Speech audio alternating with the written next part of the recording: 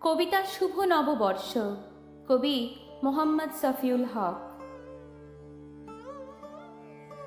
পহেলা বৈশাখ অসাধারণ একটি দিন, নতুনের আহ্বানে চিরতরুণ চিরনবীন। বৈশাখ মানে নববর্ষের উদ্বোধন, নাচে গানে কবিতায় ভরা বর্ষবরণ। বৈশাখ মানে মুছে ফেলা পুরনো সকল ভুল।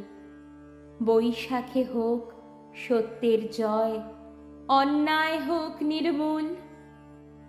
বৈশাখ আমার পরিচয়, পুলকিত হর্ষ।